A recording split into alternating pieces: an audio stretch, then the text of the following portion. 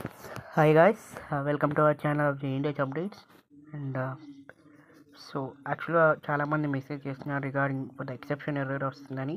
So దానికి అసలు ఎందుకు వస్తుంది అండ్ ఏం చేస్తే ఈ ప్రాబ్లం అనేది రెక్టిఫై అవుతుందో ఈ వీడియోలో క్లారిటీగా చెప్తున్నాను. So don't miss any part of this video.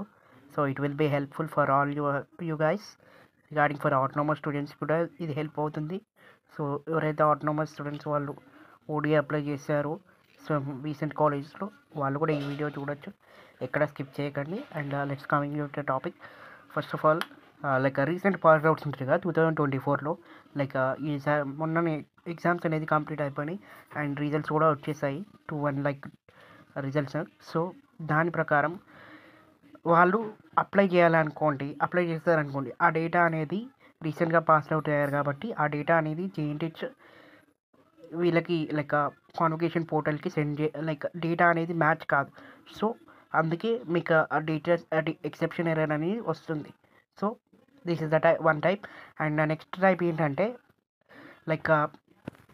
So actually there is 2 types of servers ఉంటాయి మనకి. అండ్ ఒకటేందో కాన్వకేషన్ సర్వర్, ఇంకొకటేమో రిజల్ట్ సర్వర్. సో రిజల్ట్స్ సర్వర్లో కొన్ని అన్ని డీటెయిల్స్ మీకు రిజల్ట్స్ వచ్చినాక డీటెయిల్స్ అన్నీ కాన్వకేషన్ సర్వర్కి మ్యాచ్ చేయాలి. సో ఆ మ్యాచ్ చేస్తేనే మీకు మీ ఓడి నేమ్ అనేది కనిపిస్తుంది. సో అప్పుడు మాత్రమే మీరు ఈ అప్లికేషన్స్ అనేది ప్రాసెస్ చేయొచ్చు. ఆర్ ఎల్స్ ఎక్సెప్షన్ ఎర్రర్ అనేది వస్తుంది 200. So visit your contact your administrator అనుకుంటా అనేది ఒక స్టేటస్ అయితే చూపిస్తుంది. సో దీనికి కారణం ఏంటంటే మీ డేటా అనేది అందులో కనిపించడం, మీ డేటా అనేది ఇంకా అప్లోడ్ చేయలేదు. సో అప్లోడ్ చేసిన వెంటనే మీకు ఆ ఎక్సెప్షన్ ఎర్రర్ అనేది అవుతుంది. అండ్ ఎందుకు ఎర్రర్ వస్తుందంటే మీ డేటా అనేది ఇంకా అప్లోడ్ చేయలేదు and it will be taking some time. And ఇది అఫిలియేటెడ్ కాలేజ్కి చాలా తక్కువ, బట్ ఆటోనమస్ కాలేజెస్ చాలా ఎక్కువ ఉంటుంది ఈ ప్రాబ్లం.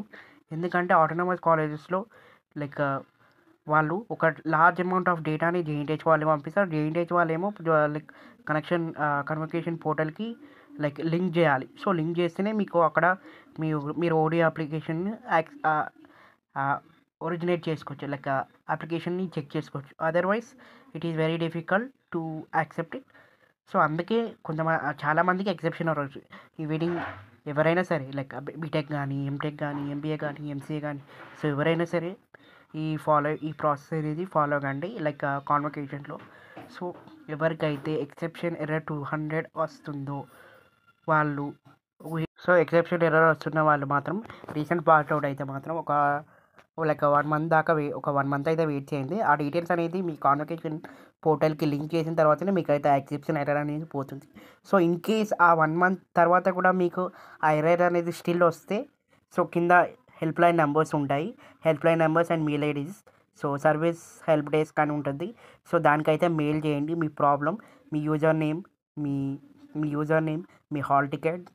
అండ్ నాకు ఇక్కడ ఎర్రర్ వస్తుంది, I'm unable to login through convocation portal. So please kindly request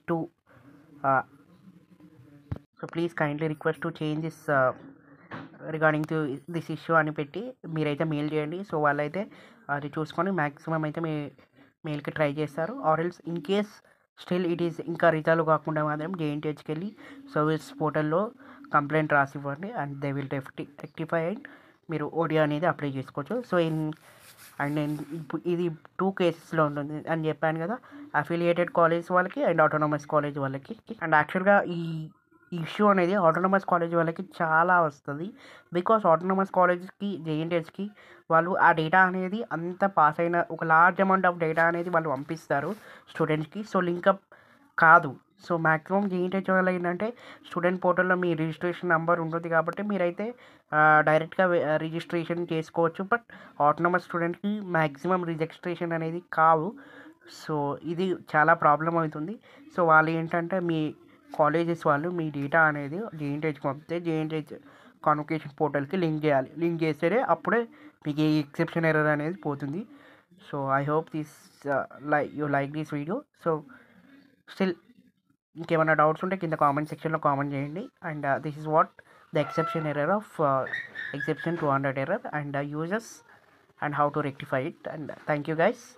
Please, if you like this video, please like, share, subscribe to our channel for more updates of JNTH. Thank you guys.